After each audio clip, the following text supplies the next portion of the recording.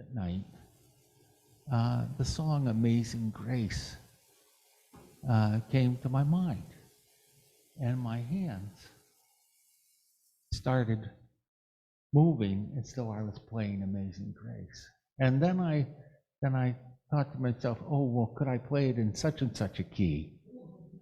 And my hands did it, and I said, okay, you know, I'm coming back, I'm coming back. And the second part of this is that my dear friend Jagannath Khalsa, a few weeks after I had awakened, made a visit to me when I was at Fairlawn Rehab. And he brought his violin.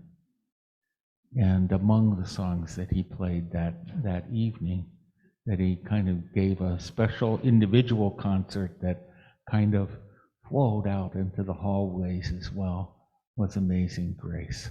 So I thought it would be nice to kind of reconstruct that a little bit here. And I'll pass this back.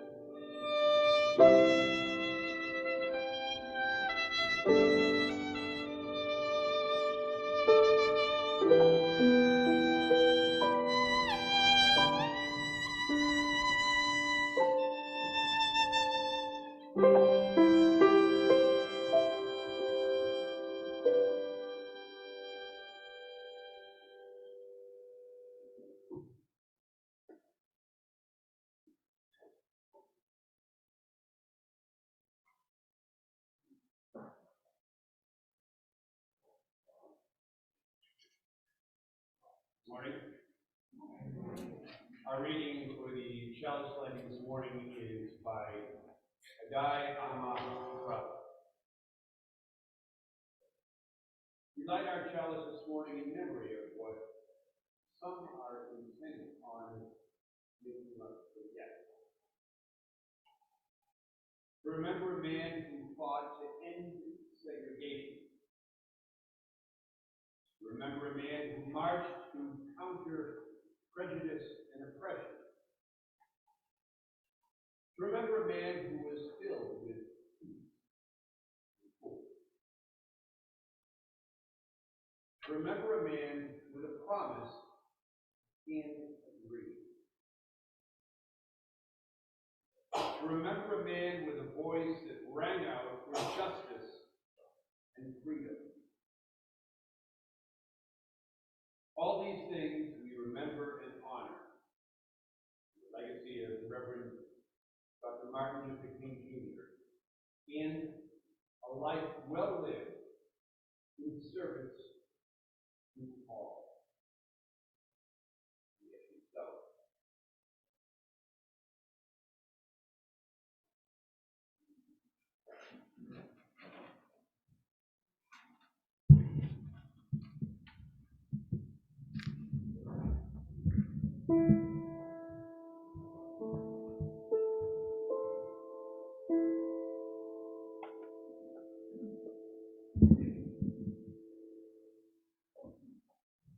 Ain't gonna let nobody turn me round, turn me round, turn me round. Ain't gonna let nobody turn me round. I'm gonna keep on a walking, keep on a talking, marching out to freedom land. Ain't gonna let sexism turn me round, turn me round, turn me round. Ain't gonna let sexism turn me round. I'm gonna keep on a walking, keep on a talking, marching up to freedom land. Ain't gonna let discrimination turn me round, turn me round, oh, turn me round. Ain't gonna let discrimination turn me round. I'm gonna keep on a walking, keep on a talking, marching out to freedom land. Ain't gonna let racism turn me round, turn me round, turn me round. Ain't gonna let racism turn me round. I'm gonna keep on a walking, keep on a talking, marching out to freedom land. Ain't gonna let nobody turn me round, turn me round, turn me round. Ain't gonna let nobody turn me round. I'm gonna keep on a walking, keep on a talking, marching up to freedom land.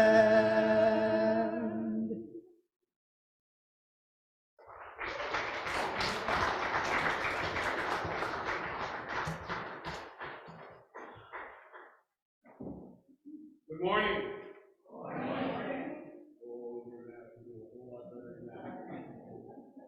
Good morning. Good morning. Excellent. Welcome to the Unitarian Universalist Church of Worcester. My name is Payson, and I am honored to be one of the ministers of this congregation. A congregation of love, hope, and justice, inspiring people to take on the challenges of a changing world. We begin by acknowledging that here in Worcester, Massachusetts, we work, learn, live, and worship on the seized ancestral homeland of the Nipmuc people who survive and remain active as the Nipmuc Nation. We offer a special welcome to those of you who are new or visiting with us for the first time this morning. We're delighted that you're here. We hope that you will join us for a time of conversation and refreshment and fellowship hall following this service. If you have questions or desire more information about this service or any of the ministries or programs of this congregation, please do not hesitate to ask any of us. We invite you to fill out one of the cards in the pews this morning. A newcomer card, if you're here, and place that in the offertory plate, or to give it to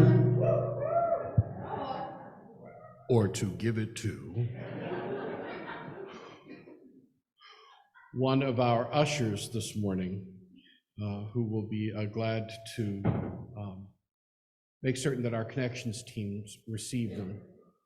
The information that we gather on these cards and on the pew sheets that will be coming around are intended for church purposes only, so we invite you to sign as you desire.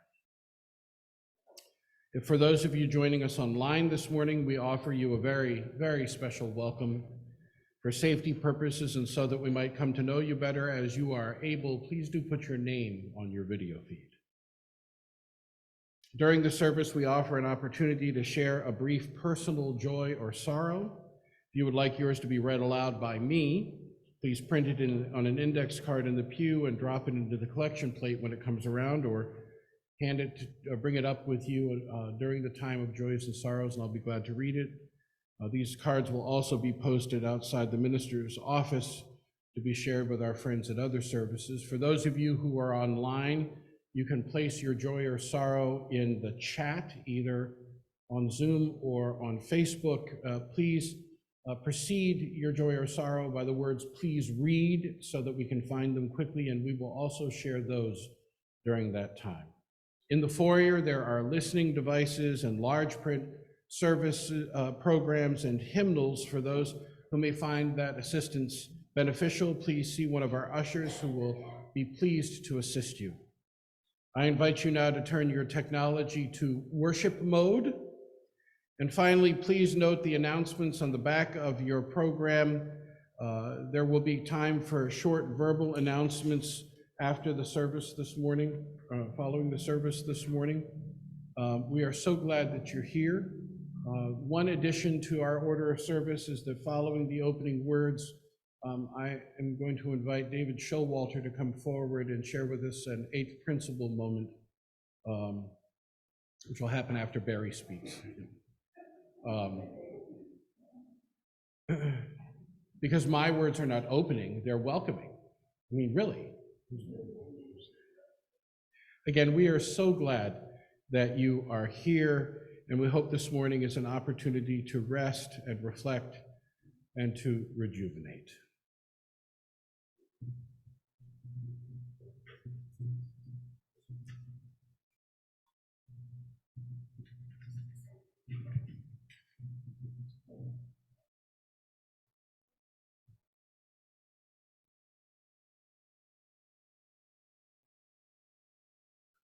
These are our opening words this morning. To embody the dream of Martin Luther King Jr. by Wayne B. Arneson. Spirit of life, we have come into each other's presence this day, seeking a part of ourselves, knowing that we do not live alone, and knowing that we cannot live fully if we are for ourselves alone. We gather in thanks for the life and ministry of Martin Luther King Jr., not because we wish to worship him as a saint, but because we wish to embody his dream as a possibility we make real. We gather with full knowledge of our shortcomings. Our lives set before us many tasks, and often we are not equal to them. We fall short of our own expectations. We find we do not know enough. We are not always patient. We fall into anger. We cannot find the strength. We lack the vision. We wait in vain for wisdom. It is painful to acknowledge our shortcomings, yet we are here. Spirit of life, we are here, not always perfect, not always wise, not always just, but wonderfully and mysteriously human and alive. We dedicate this time together to renewing our hope. May the stories we share give us courage. May the songs we sing give us hope. May the words we speak give us wisdom. And most of all, may the touch of hands, the sight of faces, the sound of voices lifted in song and affirmation restore in us faith that this world may be made whole with all its people one. Amen.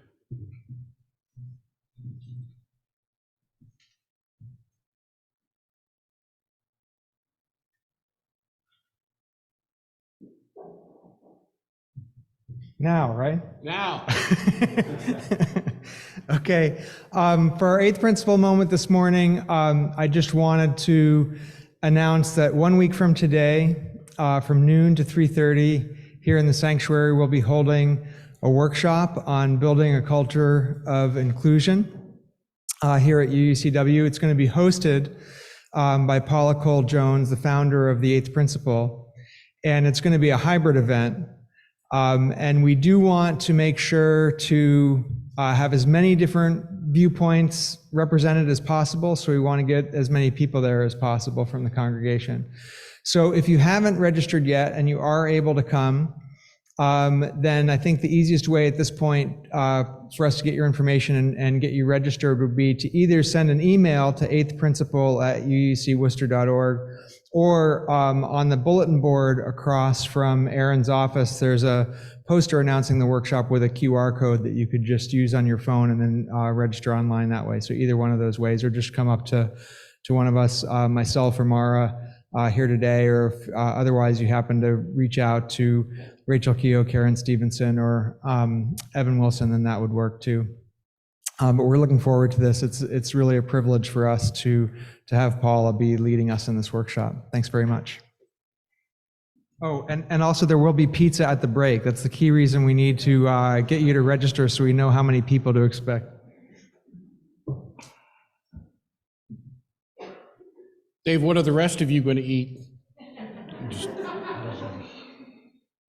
Let's join together in our opening hymn this morning, number 358, found in your gray hymnal, Rank by Rank.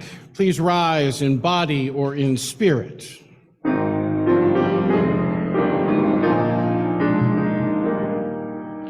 Rank by rank again we stand, from the four winds gathered hither loud the hallowed walls demand. Whence we come and whither from the stillness breaking clear, echoes wake to what cheer, lion truth from sin and seer, all to us assembled here. Here's the memorial share, God and days and names we reckon, days of comrades gone before, lives that speak and deeds that beckon, from the dreaming of the night.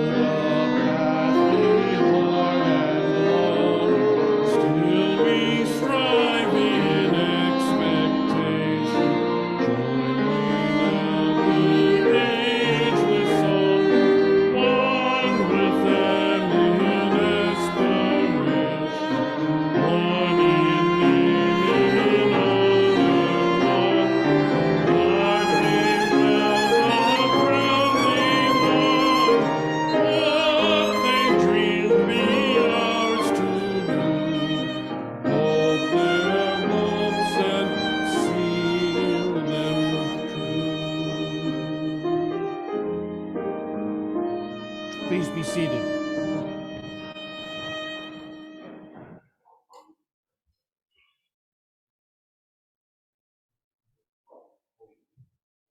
Good morning. I'm Beckley Showalter, and I'm a member of our Religious Exploration Committee, which is led by Robin. And I will do our all-church read moment on her behalf today so that we take turns, and by taking turns, you can get to know some of the other members of the committee a little bit better. So every year, the Religious Exploration Committee chooses one book for everyone in the congregation to read.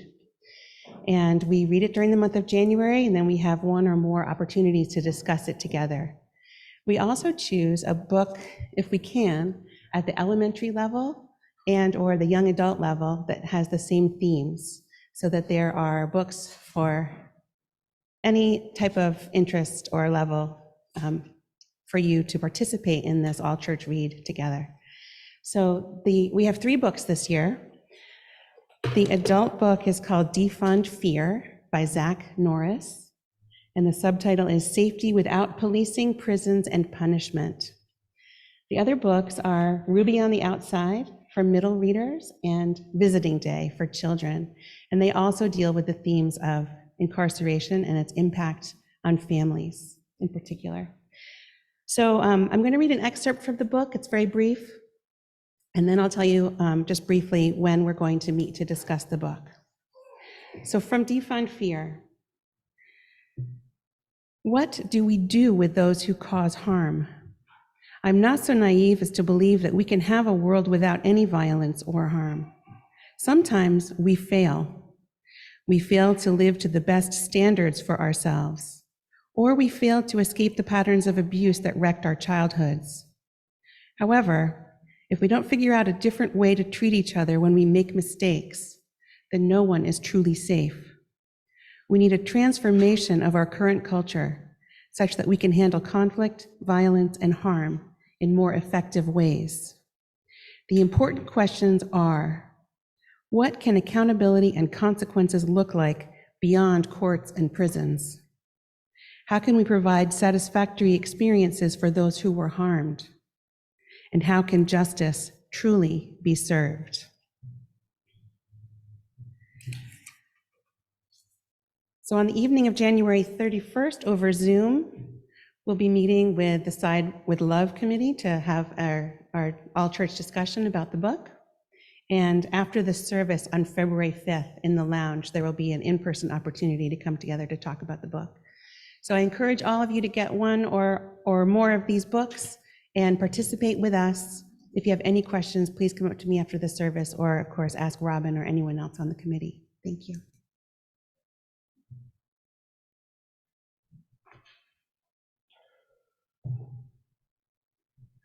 Now is our time of change for change. For those of you who are new with us this morning, this is an opportunity for our children to participate in the ongoing ministry of this congregation through our emergency fund. So if you have change that you would like to add to this effort, please raise your hand so that one of our young ones can find you.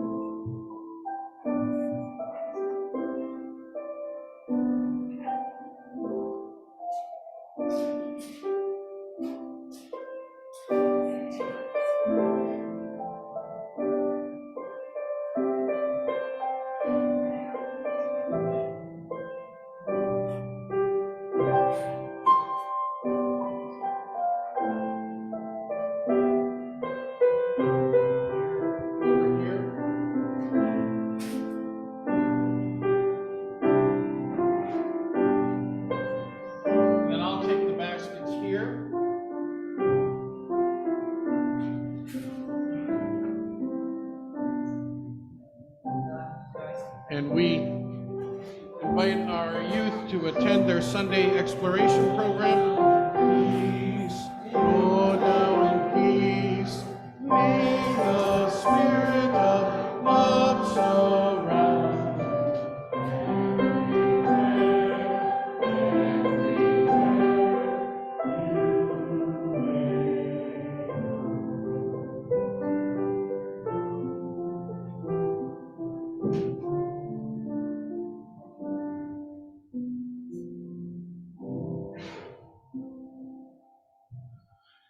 going to invite our tech team to bring up our reading.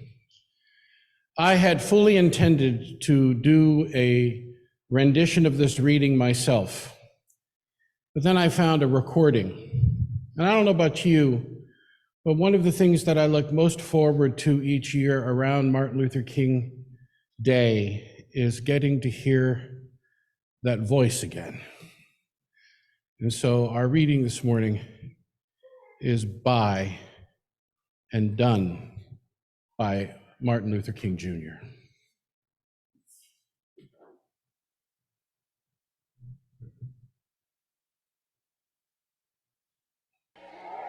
Just the other day, just last Thursday to be exact, one of the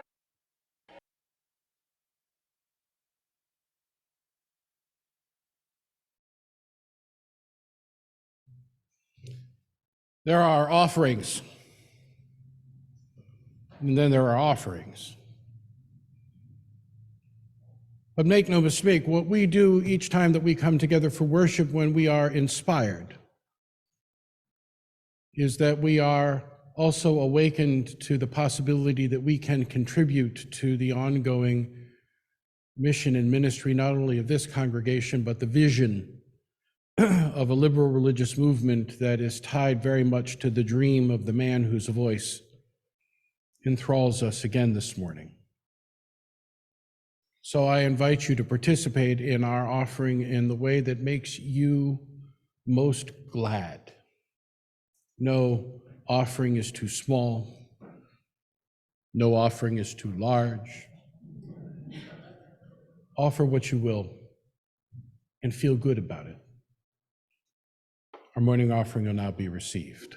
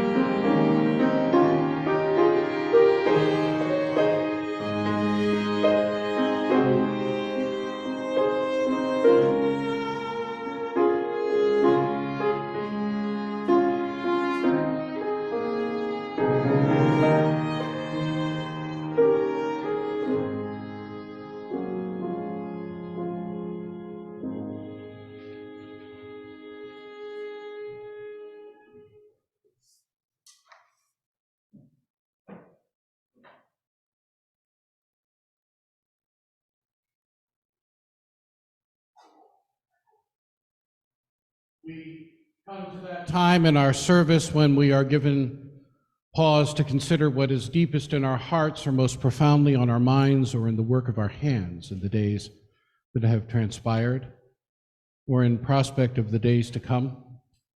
Joys and sorrows that touch us deeply and are given another measure of meaning because of our capacity to share them in the midst of a company that claims us as a co-journeyer. So I invite those of you who have joys or sorrows this morning to come forward, form lines on either side of the sanctuary. Speak briefly into the microphone, beginning with who you are, so that those using our auditory enhancement devices and joining us online can also participate in this important ritual, and then light a candle of joy or sorrow if you so desire. Once again, those of you online, if you have a joy or sorrow to share, you're welcome to share it in the chat, and we will make certain to share that in this space as well.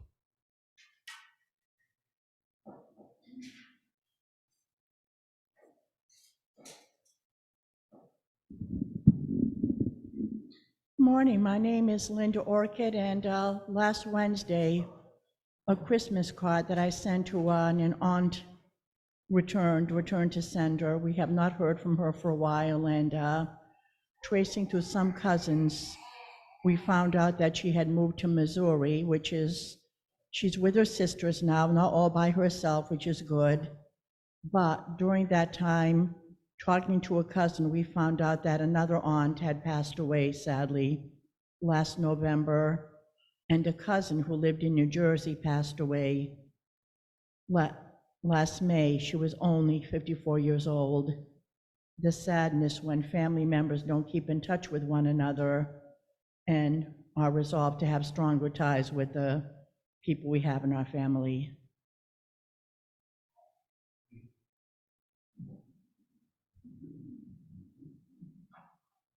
Good morning. My name is Maya Desai. My joy this morning is a spectacular party we threw here last night to celebrate 1 year of working with the Afghan family, the refugee ministry out of this church. We had 100 people here, and Diane, I don't think Marilyn's here, Linda Miller, Ruth Silver are some of the key players in that effort. It was something else. But I want to give thanks to Sunise.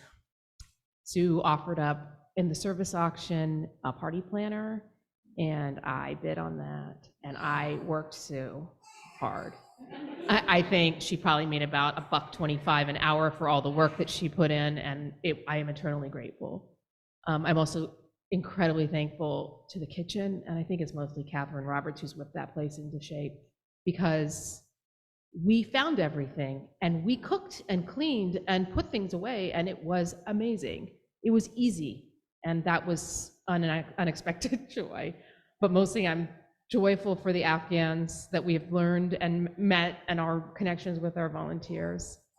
I don't really have all the words. It's just been a remarkable year with them, and they are now our loved friends. Before you go, if you have taken part in the ministry of this congregation as part of the neighborhood support team to work with our Afghan friends, could you stand? Oh, Beth, I forgot you, Beth, sorry. I didn't forget you. This has been one of our pivotal and central ministries for this congregation. And I want to thank all of you who have been a part of this, for all of your continuing. It is such a joy, and if anybody wants to be a part of it, there are other families who need help, so let us know.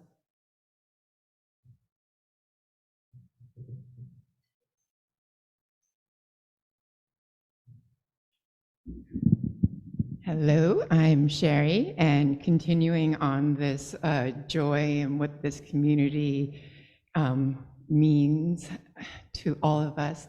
As most of you know, my other hat is as the program director at IHN Family Shelter. I've been at it for just about a year now, and I love it. And this coming week is UUCW's host week, and it is the first time in my career at IHN that a congregation has come up with all of the volunteers necessary to cover their host week a week prior to the actual host week. And it's this congregation, the people here that put in the hours at IHN that make my job a dream. And I'm so proud of you guys to be the first congregation to fill all the volunteer slots. Yay, good job.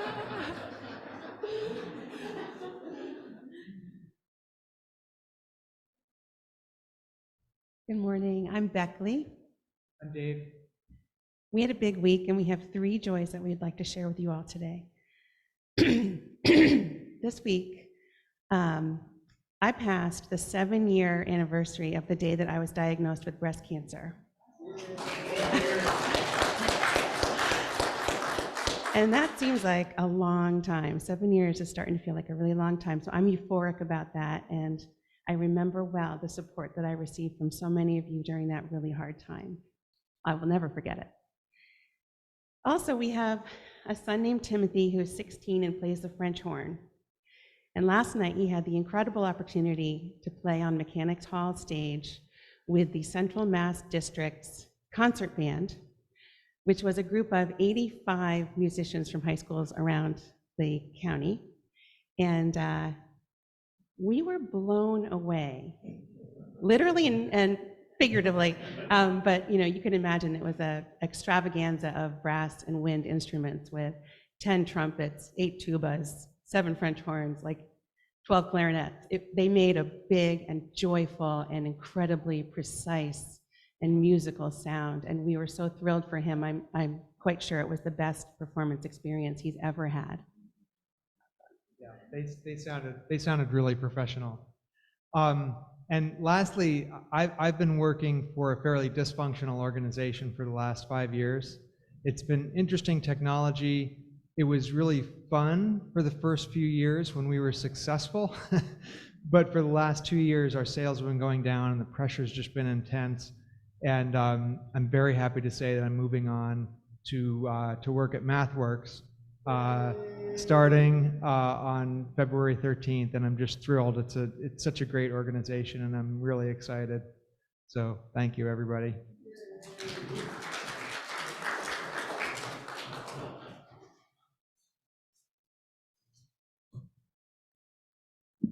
Hi, my name is Paul, and when you said dysfunctional, I thought of the fun, takes the fun out of dysfunctional. But I got a sorrow. My brother slipped in the tub, and he's in the hospital now. And I got a text from his daughter, his stepdaughter, and he also has COVID. So that's 2 things, and then she also has COVID. So I texted her back and said, "You don't mind if I stay away, because I know I had it a while back, and it can be quite well when you're isolated. I mean, when you have to be isolated, then it it really takes a toll on you. Versus if you choose to be isolated, it's because you want to be alone." And but I hope he gets better. And I mean, he's 78, so we're getting older. Can't do anything about that.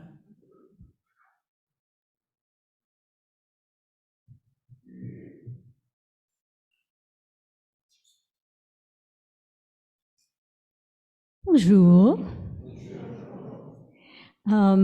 I'm the shoebox lady, if you remember about the holiday shoeboxes.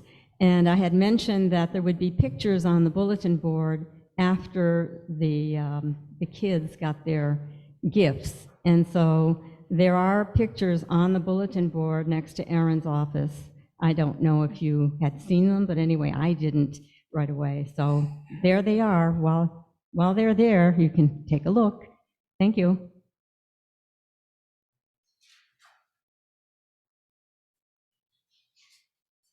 Hi there. My name is Sarah Doolittle. I'm fairly new to church. And so I have kind of a mixed joy and sorrow. Both my daughter and granddaughter have COVID right now. And they're quarantining at my house. And my granddaughter is 2, so she doesn't really keep a mask on. And it was time for my boys to come back from their dads. We have 1 week on, 1 week off. My joy is that my other half kindly opened his home to the boys and myself for 10 days while my granddaughter quarantined. So we are holed up at his house until we're able to go back, and it's kind of a cluster, but we're making it do, and so that's very kind of him, and I love him for it. Anyone else here know what a cluster is? Experienced a cluster in the last couple of years?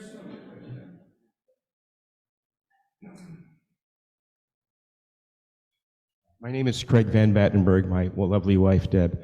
The 3 kids with us are relatives, and talk to Deb sometime about their story. It will just empower you. They are so wonderful, and I don't want to tell that story. It's much better for Deb. But the other thing is, I didn't know Matt had gone through all this. I haven't been here in years.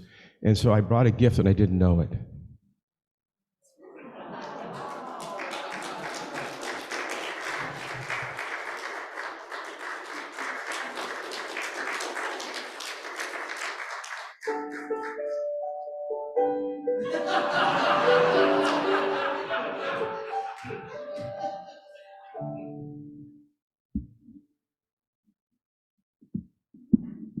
The key to a good piano playing is a scarf. I have one online Zoom from Paul Vigneault. I don't see any other, and nothing on Facebook. Okay. So the Vigneaults write, we have shared on Facebook and other mediums that both Diane and Paul are facing some physical medical challenges. Paul had back surgery in November and is recovering well. Was prepared to help Diane through knee surgery. Paul was recovering well and had a 6-week checkup, which went very well. The same day Diane had surgery, and he was to become caregiver of Diane. Unfortunately, a few days later, Paul had a major setback and is currently in the hospital following a complication from surgery while Diane rests at home. Fortunately for us, family and other immediate neighbors have stepped up to provide for us in many ways. We're overwhelmed with outpouring of offers of support, comfort, and love by this UU community, even though we haven't been active for some time. For that, we are so much more. We thank you and recognize just how blessed we are. In love, Paul and Diane. Let us be in the spirit of prayer and meditation.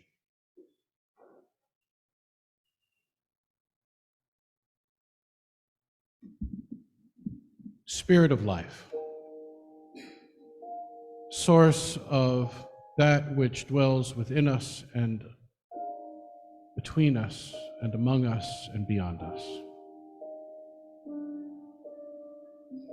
Abide with us this day as we remember ourselves and those we love, and especially the spirit of those who have inspired us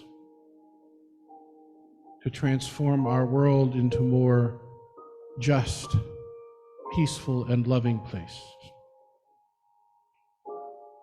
We understand that Martin Luther King Jr. was a minister and a man who engaged in a prophetic task and witness. And we also know he was not alone, that he was the legacy of so many who came before him, whose sacrifices were as real and significant as the one we honor today in him.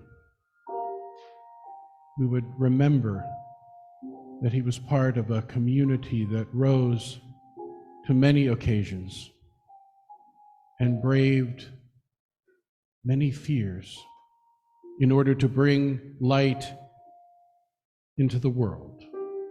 Help us remember our part in this ongoing effort and ministry. Amen, and blessed be.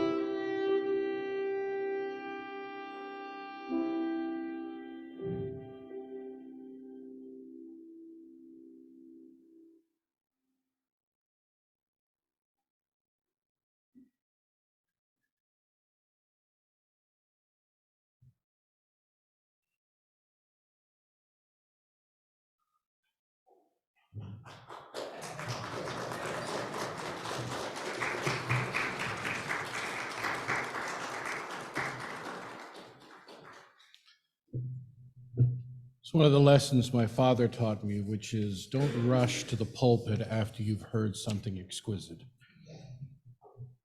Linger in it for a while. And I'm so honored to have Jagannath and Matt with us this morning to do those things.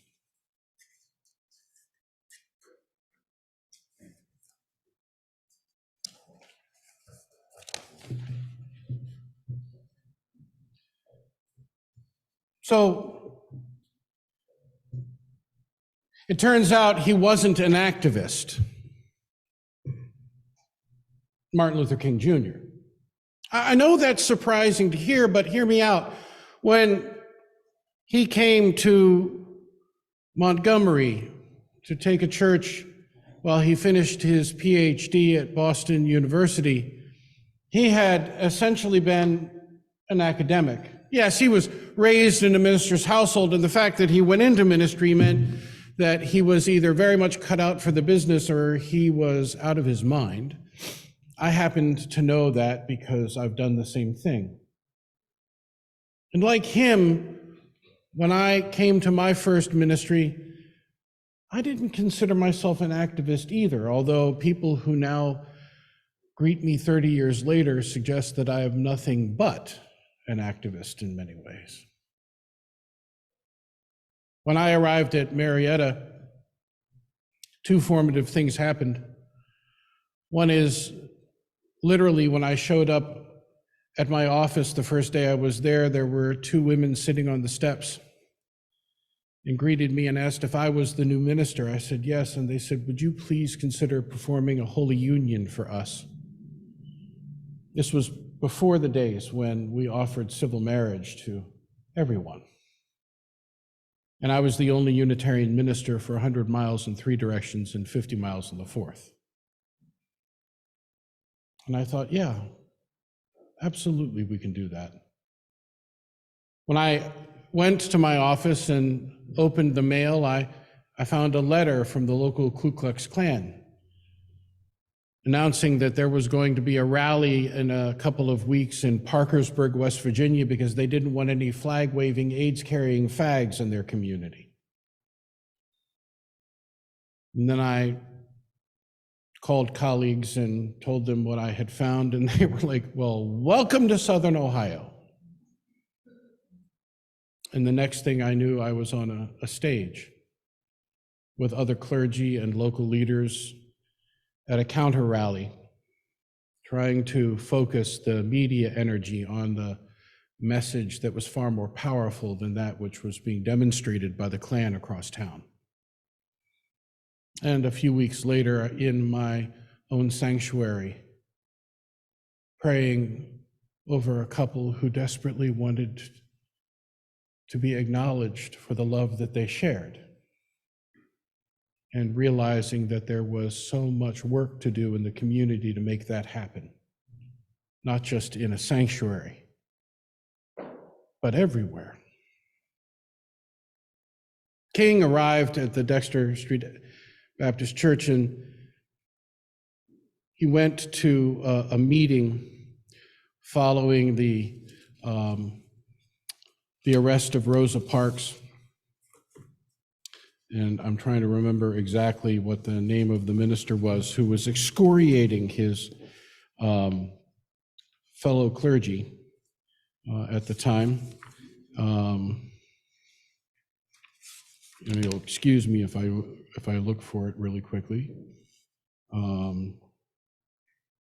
So he walks into a meeting, writes Gary Dorian, who has this extraordinary book on King and the Black social gospel. It's actually a 2-volume series. They are tomes, but they are well worth reading for those of you who would like to dive more deeply into the subject area. And frankly, if I was going to lecture fully on the topic, I would be lecturing, which I'm not going to do this morning, but I will tease you, if you will, to be interested more in this history. Dorian says on day 2 of the bus boycott, he walks in late to a meeting where E.D. Nixon is admonishing the ministers for not being willing to stand up and make a speech about the boycott. Nixon is giving it to them, saying that nobody was going to step forward and speak for the movement because that was dangerous and could get you killed in Montgomery. King walks in late, doesn't like being excoriated, and doesn't like being called a coward. And history turned in that moment, says Dorian, because the newcomer was willing to risk his life. That night, he gave his speech at the Holt Street Baptist Church about the bus boycott, the very same speech that we heard today, a part of it, as our reading. What's fascinating about the reading and about the speech is that within it, King demonstrates that while he is not an activist, he understands better than anyone else in the room on some level the potential of the integration of his worldview that is soaked in the history of Christianity as he has experienced it in the Black church, and the very situation that he and so many people find themselves in the South, and to be honest, in the North as well. And he understands the potential of bringing the power of his tradition to bear on this reality as a way of motivating his people to see that religion is not simply about personal piety. It's not simply about you living a righteous existence. I love the fact that he begins his speech talking about Rosa Parks's character, right? And what you have to understand that on some level, behind these words of talking about Rosa Parks's character, he's actually critiquing the church itself. Because there's a long history within the church in general and the Black church in particular of separating ourselves from worldly affairs. We ought not mix politics and religion. We ought not get too worldly. We ought to be thinking about how we achieve our own salvation, how we live a pious, righteous, ethical life. And so King starts by talking about Rosa Parks is a fine person, right? And that nobody can doubt the boundless outreach of her integrity. Nobody can doubt the height of her character. Nobody can doubt the depth of her Christian commitment and devotion to the teachings of Jesus. And then he says, I'm happy since it had to happen to a person that nobody can call a disturbing factor in the community. In other words, no one can excuse her for being a malcontent. She is as upright as every other citizen in that community, and more so. But this is exactly the point. You can be upright. You can live a moral existence. You can try to live as pious a life as you want, and you can be recognized as the poster child of that kind of religious commitment. And the world isn't going to change one damn bit because of your piety. Until we are able to create a world in which we can manifest that which is at the heart of the gospel.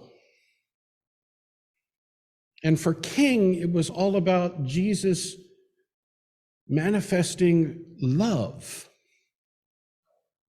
But not just manifesting love, critiquing the powers that be in the process and calling them to account for falling short of the vision of that ethic of love, which in Christian terms is called the kingdom of God.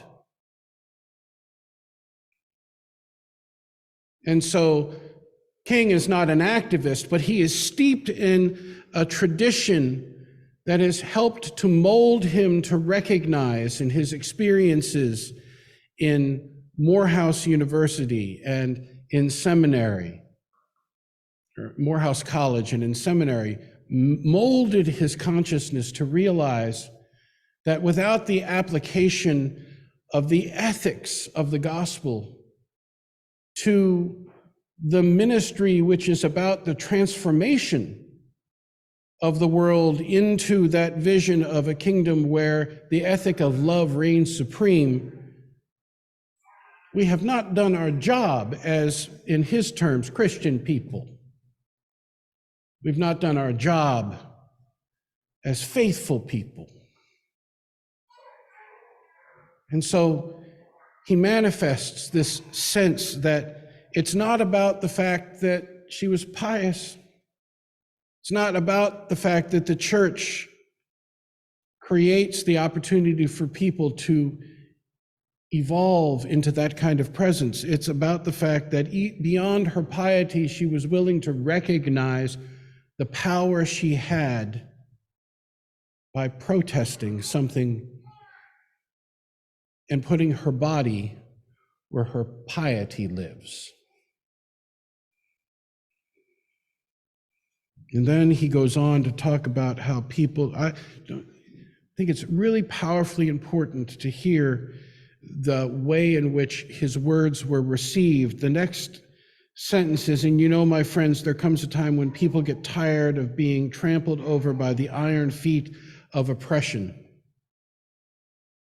And if you were listening closely, you heard that that was the moment that the house fell apart,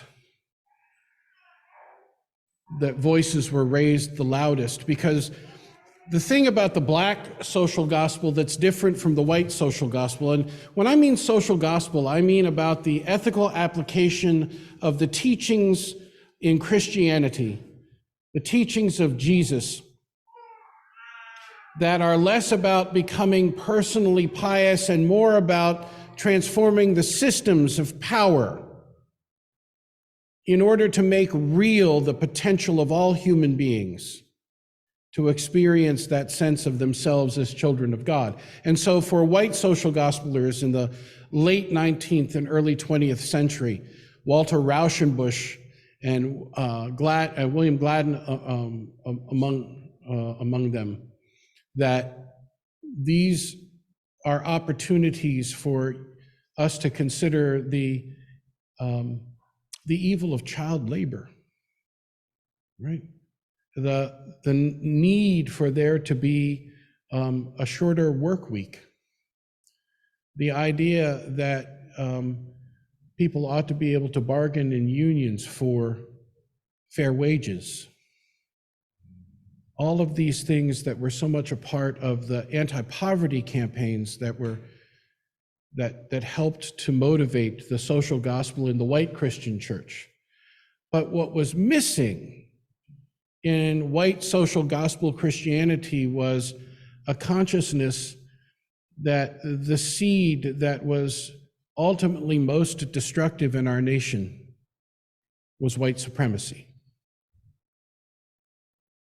And the need for us to turn our attention to the ways in which those systems of power that keep us impoverished, keep us long working hours, that keep us from not making a fair wage, that employ or abuse people of all ages, have always marginalized, abused, and threatened the lives of non-white people in this country. And the black church that is born out of this tradition of critique of the way in which white Christianity somehow, for lack of a better way of talking about it, whitens Christ himself, right?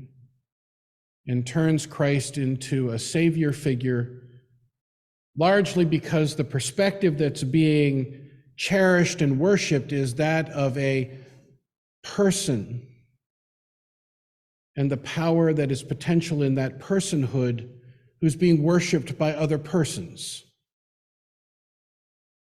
But there is this whole categories of people that were never considered a person to begin with. And so one of the most powerful ways to look at these stories that some of us just quake in anxiety about because of the way in which we have experienced them as children, is to read them again, but read them from the perspective of being a non-person. So the idea that this man-God could die, that he could be considered a non-person by the government itself, made sense to crowds of people who were experiencing the end of the period of Reconstruction. The generations that had gone through the Civil War and Reconstruction are now in a period of intentional terror on the part of communities where lynching was the fundamental way to continue to keep people in place. And if you have never been to Montgomery, Alabama, to the museum that Brian Stevenson runs there, and experienced and witnessed the history of lynching in this country, you have a lot to learn. One of the most powerful experiences of my life was walking into that museum and seeing a wall of mason jars filled with the soil of each of the sites where lynchings had taken place. Soil that was at one point mixed with blood. Soil of so many different hues and colors that you recognize it is not just one place, but every place. A physical reminder that we are grounded in this kind of violence. And if that's not enough, go to the Peace Memorial in Montgomery and walk through it and see the cylinders, the coffin-like metal boxes that contain the names by county of people who have been lynched. This is the reality that people are facing. And King is speaking to that people, and he is awakening them to the power and potential of their faith in service to this vision that we must eradicate white supremacy, that we must do something different, that we must bring not just the power of our piety, but the power of our presence, and be willing to put our bodies where our faith says we should be. And then he applies what he talks about in terms of the potential of this faith and brings people back to understand that this is a core kind of way of being, not just within Christianity itself, but it is the vision of democracy itself, and weds the two. Talks about the fact that if you're in a communist nation or in a totalitarian regime, you couldn't do this. But because we are in this place, and because this place demands that of people who want to make a difference and a change, we are about that business. And I love the way he excoriates critics. Aren't you just like the KKK, and aren't you just like the White Citizens Council in doing this kind of protest? And his response is, we're not burning crosses at bus stations. We're not going to drag anyone out of their house and lynch them. They're not going to defy the Constitution in the process of doing what they're doing. They're going to, in fact, embody it in ways that it has never truly been embodied.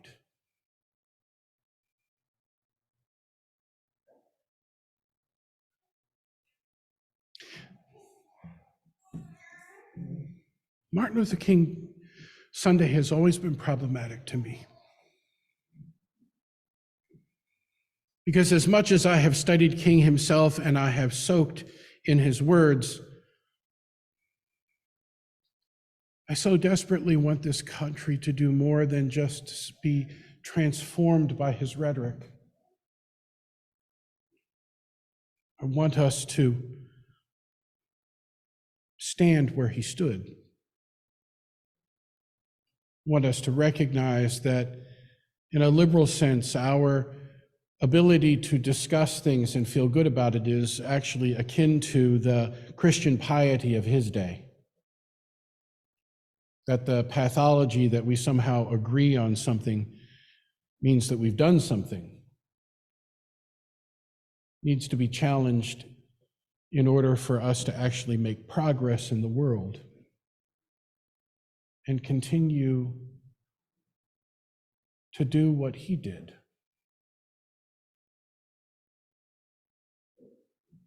I hope and pray that this day, this weekend, tomorrow, awakens us again.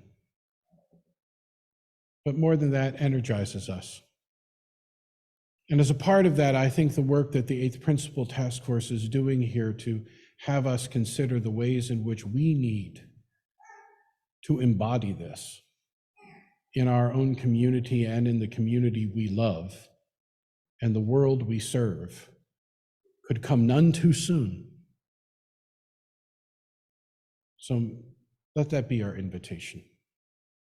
Tomorrow, pause for a moment. Thank whatever powers may be for the life and the legacy and the ministry of Martin Luther King Jr., and then ask yourself,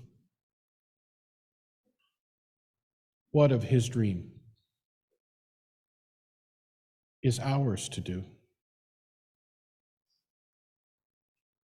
Amen, and blessed be.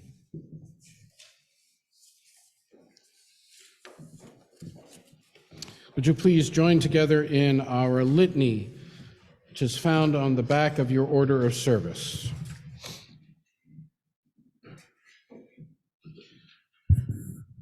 The words of Julia Corbett Hernayer. In the face of hate,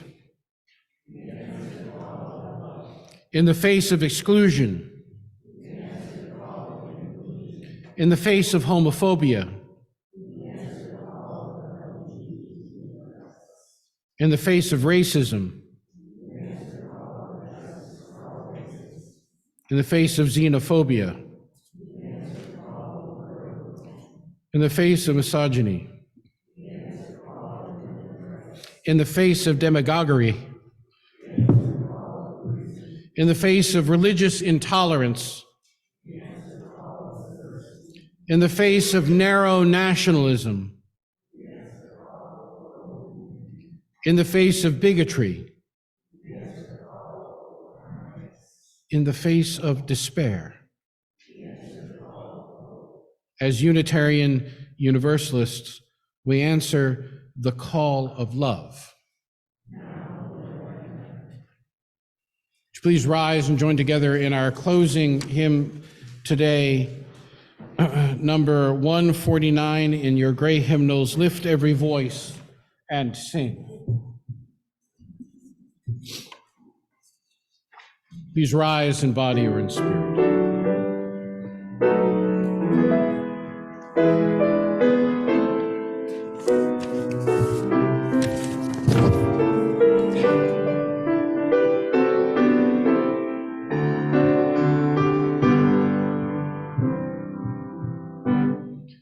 Lift every voice and sing till earth and heaven ring with the harmonies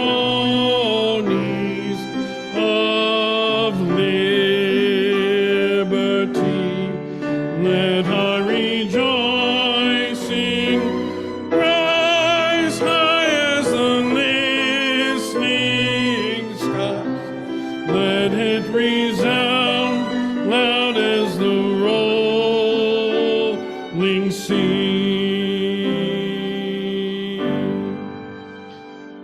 Sing a song full of the faith that the dark past has taught us. Sing a song full of the hope that the present has brought us. Facing the rising sun of a new day.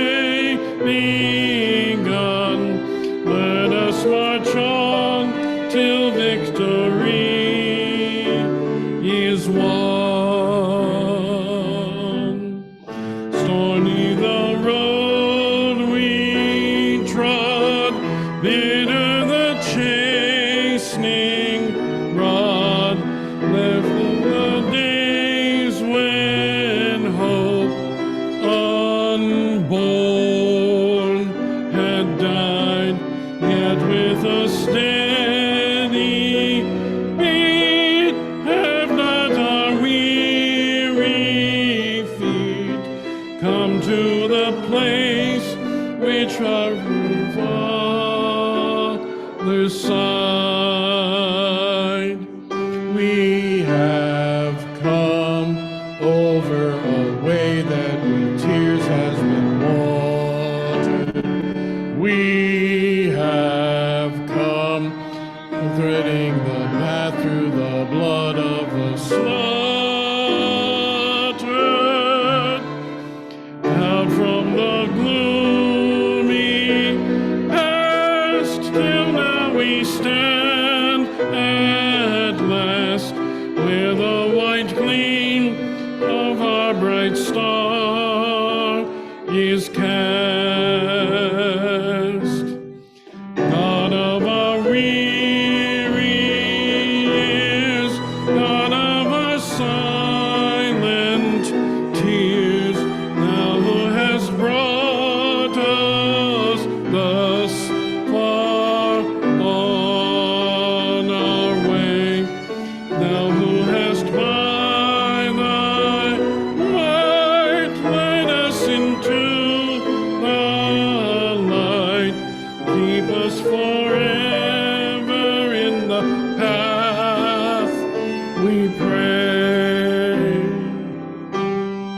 Star feet stray from the places, our God, where we met thee, lest our hearts, drunk with the wine of the world, we forget thee, shadowed beneath thy hand, may we forever stand, true to our God, true to our native land.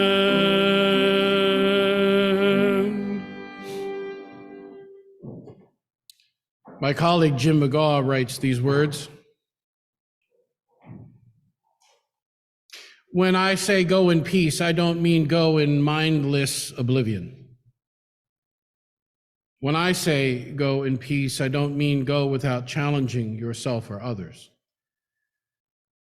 When I say go in peace, I don't mean go in utter ease and comfort. When I say peace, I mean go in peace seeking justice. I mean go in peace committed to equal rights and opportunities for all. When I say go in peace, I mean go in the peace that is created when together, we build communities of true solidarity and deep compassion and fierce, unrelenting love. Therefore, go in peace. Amen. And blessed be. Please be seated.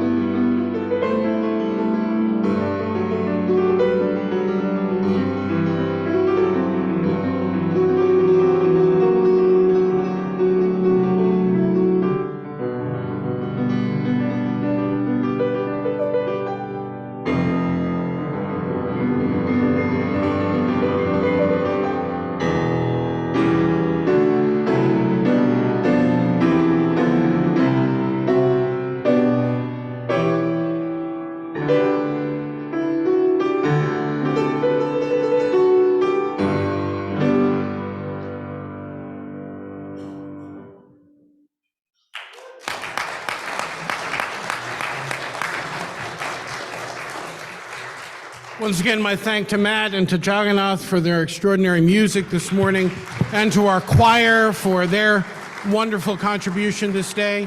Are there any quick announcements from the congregation? I will tell you that this afternoon at 3 p.m., the Lessons in Loss for Adults will be happening in the lounge. Anyone is welcome to attend that. That will be on Sunday afternoons from 3 to 4:30 through the end of February, beginning today. And this evening online is the Beyond Inquirer series, where we're going to be talking about the history of the creation of the principles and purposes of Unitarian Universalism. If that's something that you've been curious about, you're welcome to join us online this evening. Information about both those classes can be found on our website, www.uucworcester.org. I hope that you all have an extraordinary weekend, and that you'll join us for a time of refreshment and conversation now.